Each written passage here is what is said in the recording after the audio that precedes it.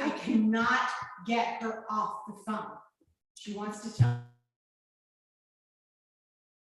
me everything. So I hadn't talked to, I have been totally I'm just consumed with family stuff. So Glee has the money? I'm gonna go see Yeah, well, Glee. she just unbelievable. And it's like, you know, okay. She says, well, I don't want to come to church just to get money. And I said to her, that would be very nice. Bless her heart. And,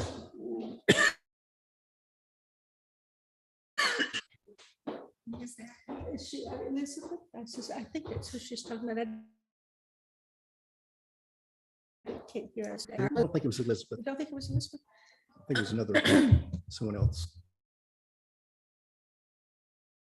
Oh, Is it the one that's under reader sometimes?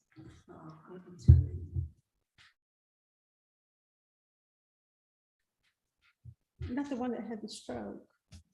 There's another lady that came to church one time. Oh, had blonde hair. Blonde hair, okay. Uh-huh. And I don't remember how long it was. But before Nixon money, and she was going to talk to the pastor. And she did talk to the pastor, but she sat through the sermon, I can't remember who you're talking about. and I didn't give her anything until after the sermon was over. Good.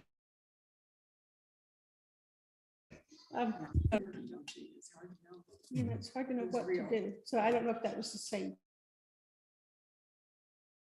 person or she's back to church. But it made me come back just to get them. Yeah. Works. When you It don't expect it. does. It's like those people that stick out there on the porch. You Mhm. never know. Yeah, I don't know, but I don't know who that was. I can't hear. I get frustrated with my hearing. We've been looking at hearing aids and stuff. And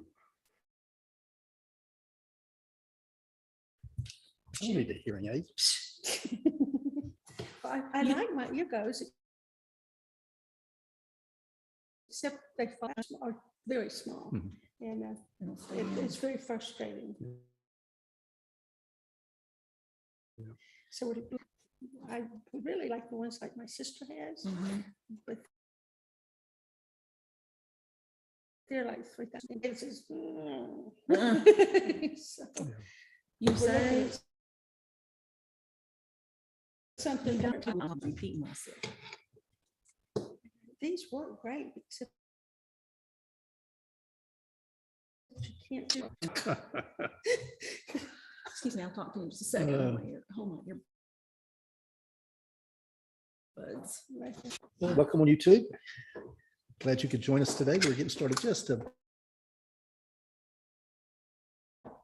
we're getting started, and we sit here fellowshipping and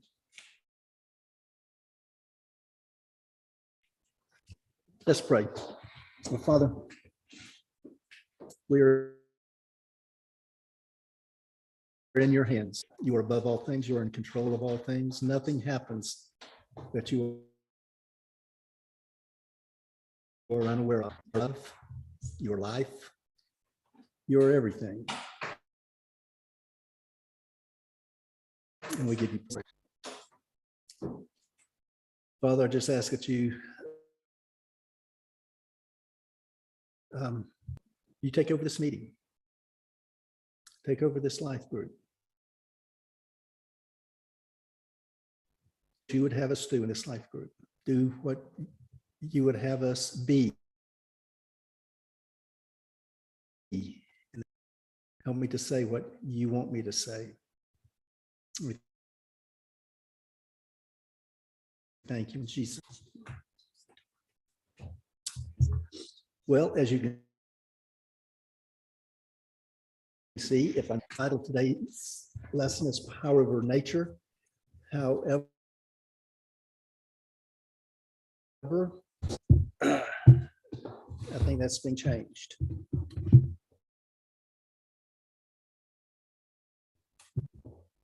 For those of you on YouTube, we've been talking a little bit about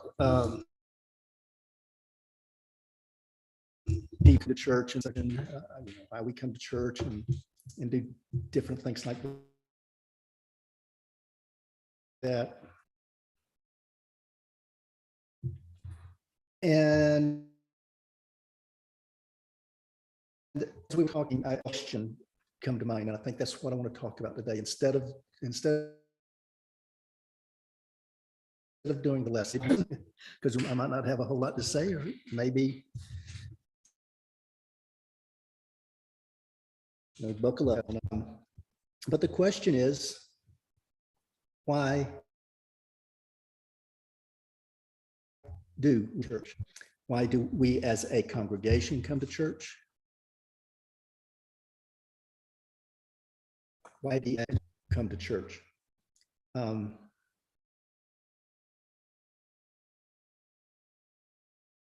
I don't have any scriptures I'm going to lead you to, because this is, unless God reveals to me, reveal them to you. But why do we come to church? Or I need more directed to you on YouTube. Why don't you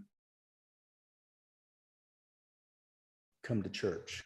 What is church to you? What is church for you? Well, we know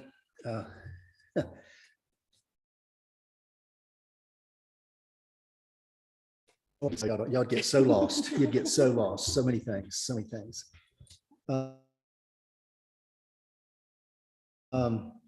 Greek word that we get out of the Bible, Paul used the word ecclesia, which I think that's the word, which is at a meeting. And when he used it, he was using it. Remember, he was to Gentiles. He was a missionary, not necessarily to the Jewish population, even though he did in Rome during his imprisonments, but he in Asia Minor, to the Greeks, to the Gentiles. And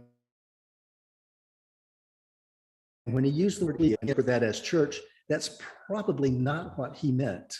Of what church meant. Their idea of ecclesia, their idea of a, and I was in a discussion last night, and we talked about not being political. What should we be? Well, ecclesia, when it was used as a political gathering, where in a democratic society, a pure democracy imploded, the citizens would meet, and they would vote. But we have interpreted ecclesia as two types of churches. We talk about the structure, the physical structure. Well, we go to Life Church. We also talk about the church. We are the church. You'll hear it said more times than a building. The church is the people in the building. And so, but both, the church, we call it a church, and the church is a people. We call that the church. So what is the purpose of the church? Why do you come, or why do you not? So I'm gonna open that up, because I do not have an answer. I have an answer. I'm formulating an answer for myself, but since I just asked the question, and Carla would say a question, and I'll be silent because I'm thinking about her question. Are you going to answer me? And she told me, no, I'm kidding. No, she does say that, but she doesn't say that in that voice. So I haven't thought it through. I just felt that instead of doing this for today, that's kind of what we need to talk about. What is the church? Glee? I come to church, with other folks too, if they think about it, but for encouragement. And I like to get together with that mind that think, has this general same worldview, and we can talk about it, you know, so I feel connected. And it's so I come for encouragement and a word about the Bible and about following Jesus. And I think we have experiences with each other of what we're going through. And it's and sometimes, but I think that's what it's for, encouragement. I think that's why Jesus said, don't forget. Yeah, encouragement is important. It is important. And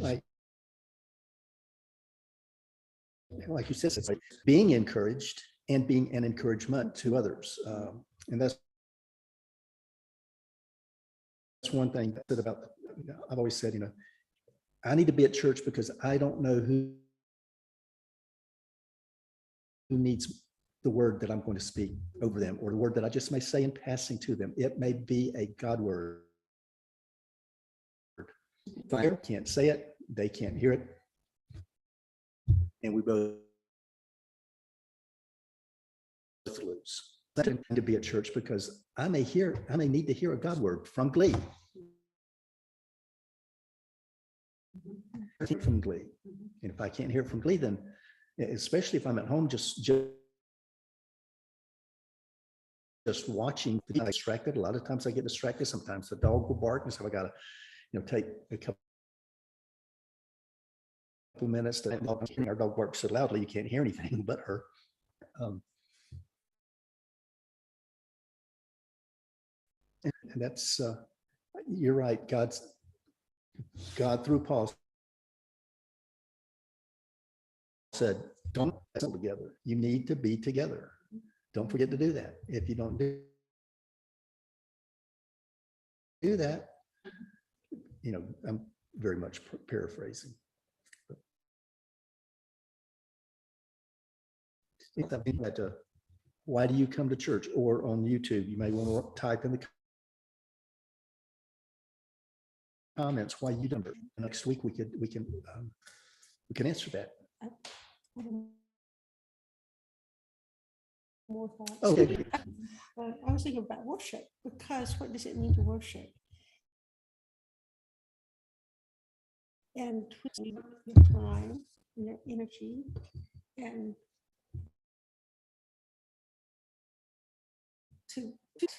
and if it's God, that's who you're worshiping, and that's part of why you come to church.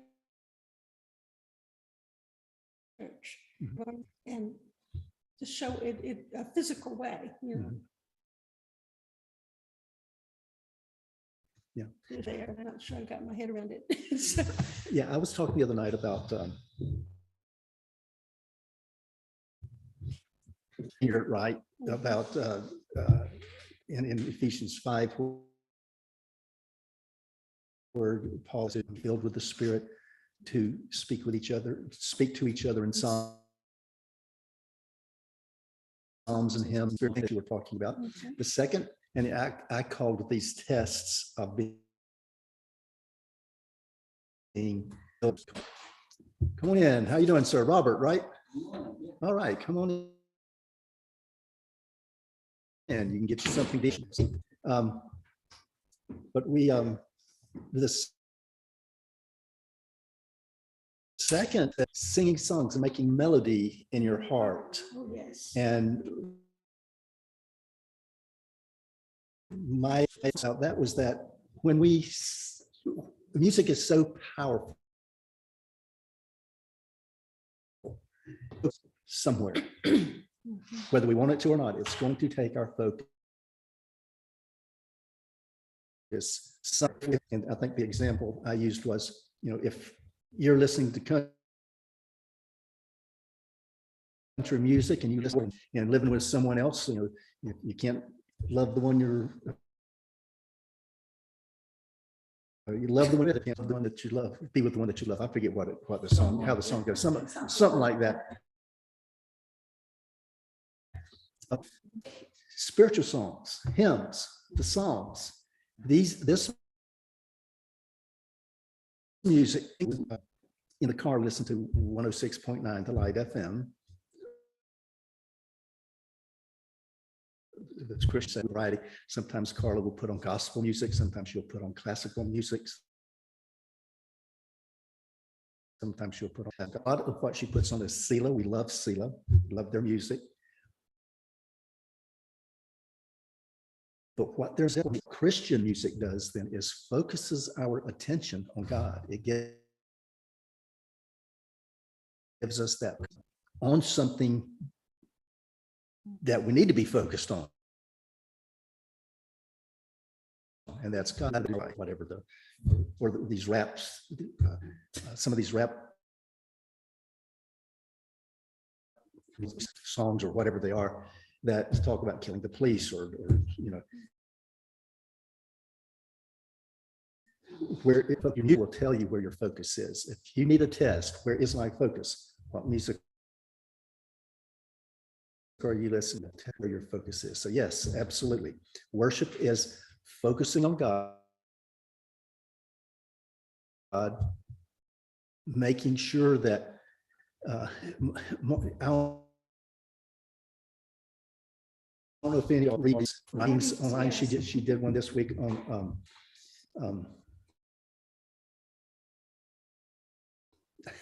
as soon as the lesson's over with, dying to self. Dying to self. And, music can help you die to self because it gets your focus off of you and onto God. Off of you onto the blood, off of you onto Holy Spirit. Off of you, make your focus where it needs to be and not on self necessarily. So the question that was asked was, and we're not doing what's on the power. Why do we come to church? Why do you come to church? Not church, and what is church all about? So we've talked about the encouragement and encouragement to others. We've talked about coming worship, and that can also be an encouragement to others. Some people can see you worshiping. You don't worship to be seen, but when you worship, you are seen.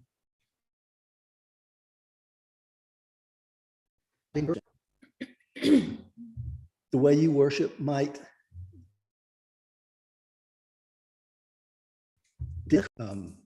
just by the look on your face, your attitude towards what was the song that pastor says? Oh yeah, victory in Jesus forever. That's not much of an encouragement. When you get into worship and you forget about yourself, others see that and that encourages them. So yes. It's simple. At home, you're doing a million things. Your mind's in a million places. When you come to church, you're focused on God, on Jesus. You're focused. You should be focused. Too many times we turn away from God. Things may be aware that yes, our focus should be on God when we come here, but it can be distracted. Don't get it distracted. And this would go back to the first test of being filled with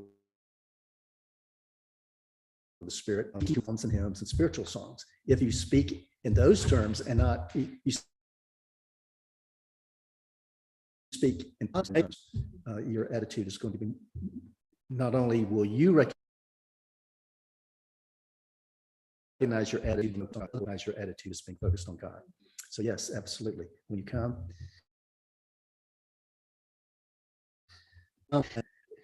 almost innately, our focus goes to God.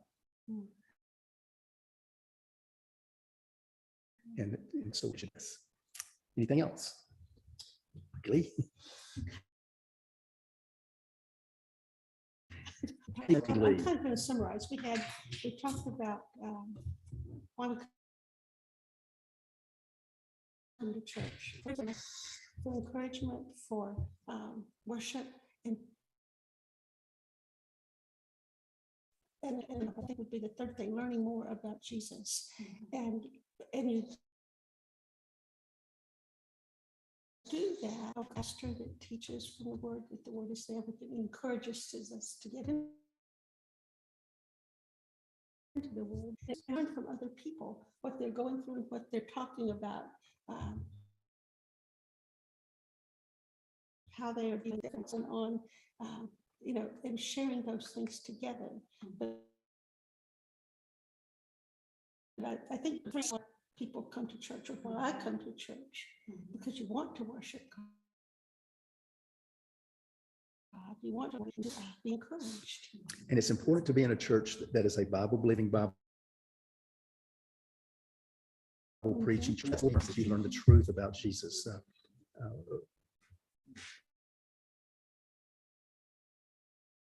Part of today's picture, and you can kind of see the background. There's a storm, so yes, it's him crossing.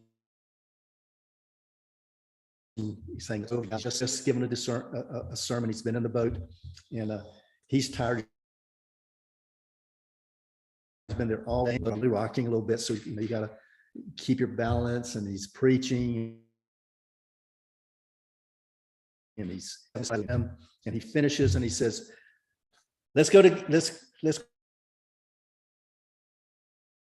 cross the sea." And in the scripture it says, "And they took him as he was." And part of it, take Jesus as he is. We can't make up. And too often,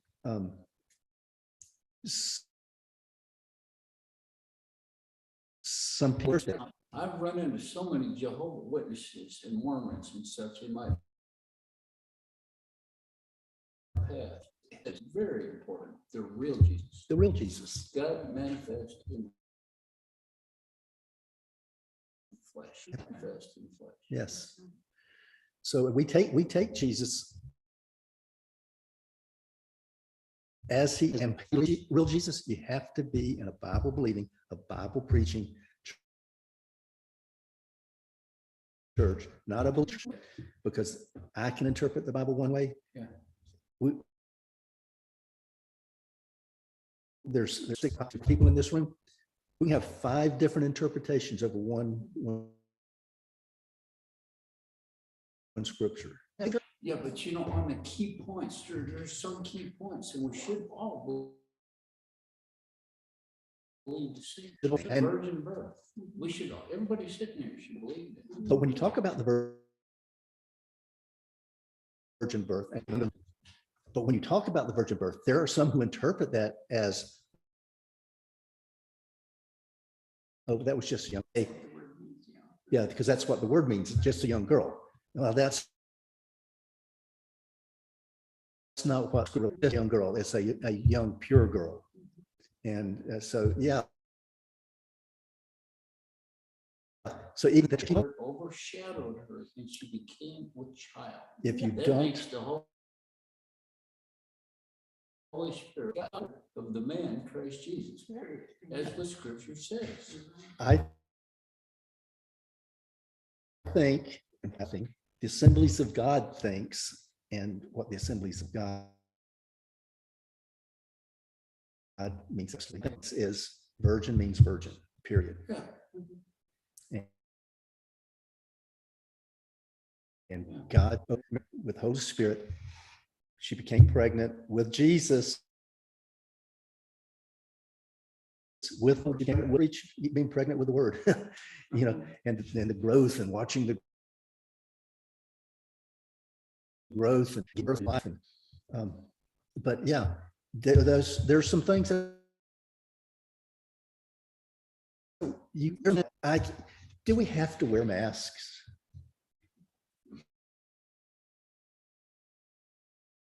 I'm not going to. Do we have to believe in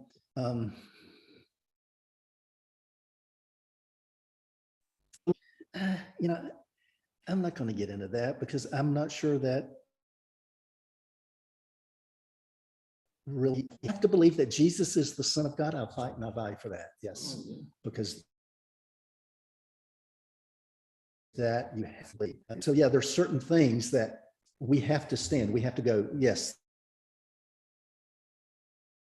this is, it's not my interpretation. It's what Scripture says. And that's, that we have to stand with that. It's just not worth it. It's just not worth it. And I think that's where I have really, What's their thoughts? yeah. Christianity, because they get hung up on, you can't play music in church. Or You have to be baptized to go to heaven. you have to be baptized to go to In our heaven. church, you have to be baptized in a Yeah, certain exactly. churches. And I had a, The thief on the cross didn't have a chance to be baptized. where was he that afternoon or that evening? He was with Jesus in paradise. Authority. We have that on good authority. There's no interpretation to that. We have that on good authority. Jesus said, this, that means this day you will see me in paradise. You will be with me in paradise. So coming to a church that preaches the truth, and I think that's what we're really is truth. And society today, especially today, will tell you truth ebbs and flows. No, truth doesn't ebb and flow. Truth is a situation. God's word will never pass away. Yeah. God's word is, it will never pass away, and it will only do good. Does that mean that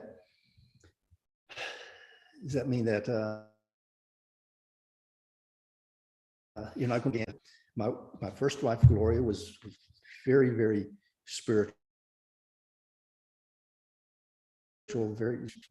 she died a horrible death of cancer. My brother-in-law, it's going to sound weird, but he was pastor of a, are you ready for this? Church. I know that doesn't sound compatible, but there is such a thing. My brother-in-law was pastor of it. He died a very painful death, and he was a delight. He was a joy. He was an enthusiast. He was, what can I say? He was godly. First and foremost, he was godly. He's the one that led to 1981, and he died. So I'm not saying God to protect you from everything. Can he? Absolutely. He says he can. Can God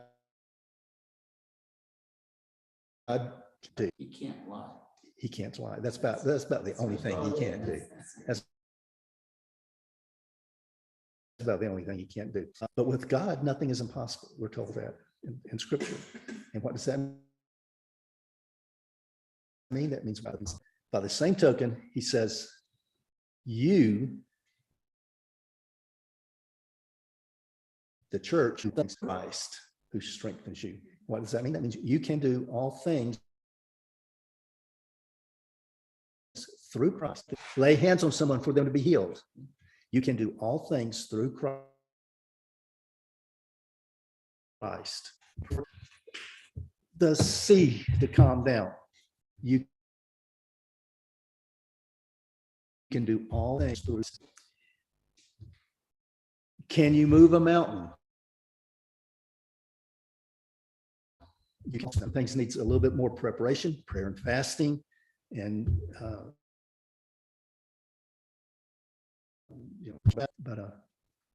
so yes, we need to be in a church, and I feel this is really primary. You have to come focused. You have to come, and that's part of the worship. We worship to be focused on God. You have to come to be members of the body, as well as to encourage other members of the body. And to learn more about the truth of Jesus, not about an interpretation, but as it is in Scripture. So, anything else? He is the truth. He is the truth. God is the truth. Jesus is the truth. He is the truth. But too many people will interpret. The best interpretation. Without doubt. I learned more Absolutely. sitting at home, reading my own Bible, than I learned anywhere. I'm supposed to have a message for us, but that's only Sunday morning. There's 7 days in a week. Thing I didn't hear anyone say, and I am very, no one said you come to church to get saved. You bring someone to church so that they will meet Jesus, because that's not what the church is about. Paul tells us that and evangelists and pastors and teachers, the church to do the work of the church. So where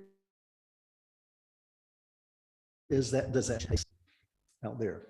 It needs to take place at Ingalls. It needs to take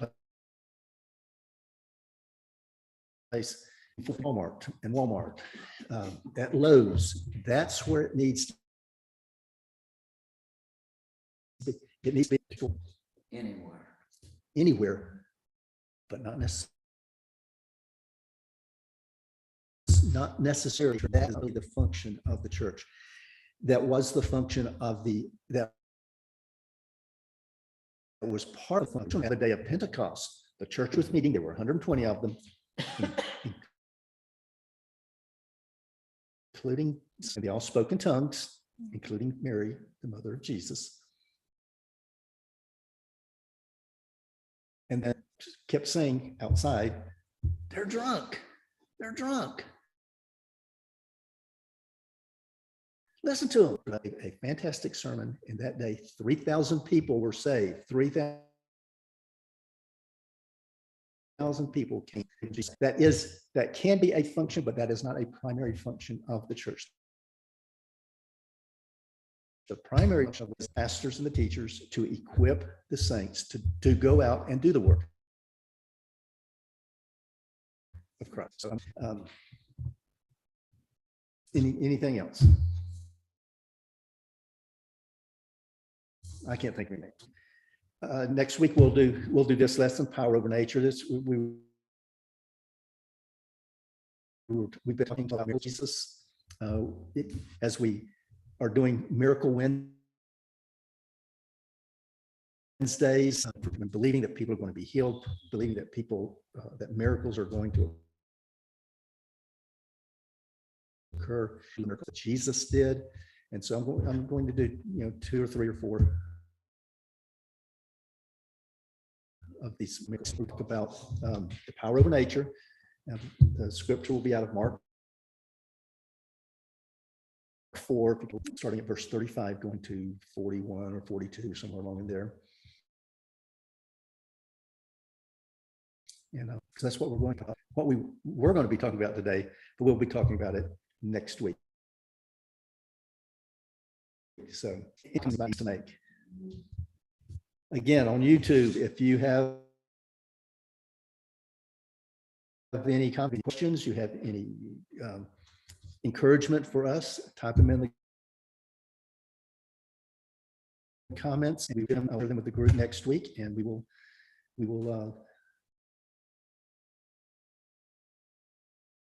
hopefully see you. Thank you, Lord, that you are God.